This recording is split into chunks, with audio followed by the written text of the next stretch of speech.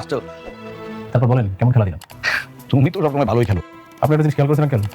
ওরা আমাকে বাসা থেকে বের করে দিয়েছে, আর আমি কিছুদিনের মধ্যে ওদেরকে পুরো কোম্পানি থেকে বের করে দিয়েছি। সেইটা ভালো করছো, কিন্তু বাবা তুমি তো আমার শান্তারই শালিমার বানাইতে পারতা, শুধু শুধু বাইরের একটা মেয়ে। কি যে বলেন না আপনি আঙ্কেল, সবাইকে দিয়ে আসলে সবকিছু হয় না।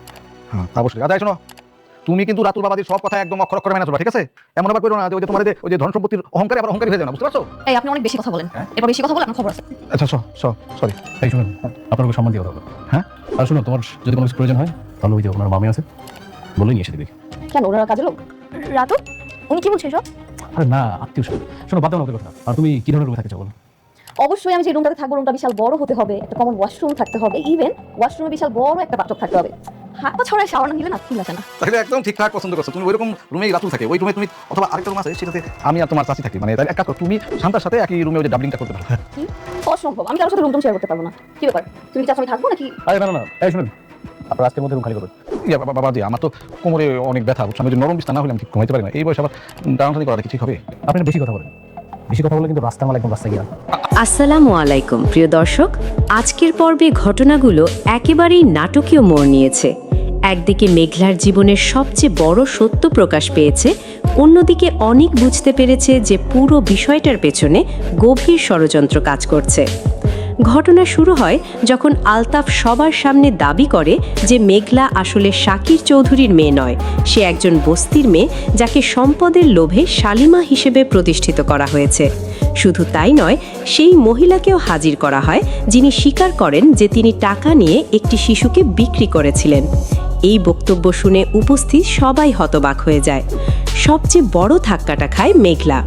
এতদিন যে পরিচয় নিয়ে সে বেঁচে ছিল, মুহূর্তের মধ্যে সেই পরিচয় ভেঙে চুরমার হয়ে যায়।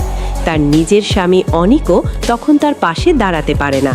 ফলে অপমানিত হয়ে মেঘলা অফিস ছেড়ে চলে আসে। বাড়িতে ফিরে মেঘলা তার বাবা মায়ের কাছে জবাব চায়। সে জানতে চায় কেন তাকে মিথ্যা পরিচয় দিয়ে বড় করা হয়েছে। তখন তার বাবা মা স্বীকার করেন যে লোভের কারণেই তারা এই কাজ করেছিলেন। এই সত্য জানার পর মেঘলা আরও ভেঙে পড়ে। সে অনুভব করে যে তার না আছে প্রকৃত পরিচয়, না আছে সম্মান, না আছে নিজের কোনো ঠিকানা। অন্যদিকে অনেক পুরো বিষয়টাকে সহজভাবে নিতে পারে না। তার মনে হয় এখানে বড় ধরনের ষড়যন্ত্র হয়েছে। সে বুঝতে পারে রাতুল ইচ্ছাকৃতভাবে মেঘলাকে সরিয়ে দিয়েছে। তাই অনেক সরাসরি অফিসে গিয়ে রাতুলের মুখোমুখি হয়। সেখানে রাতুল স্পষ্ট ভাষায় জানিয়ে দেয় যে এখন কোম্পানির নিয়ন্ত্রণ তার হাতে এবং মেঘলা আর সেখানে ফিরতে পারবে না। কিন্তু অনেক এত সহজে হাল ছাড়ার মানুষ নয়। সে দৃঢ়ভাবে বিশ্বাস করে মেঘলাই আসল শালিমা। তাই সে সত্য উদ্ঘাটনের জন্য তদন্ত শুরু করে। বস্তির পুরনো বাসিন্দাদের কাছ থেকে সে জানতে পারে ছোটবেলায় মেঘলাকে সত্যি কুড়িয়ে পাওয়া গিয়েছিল।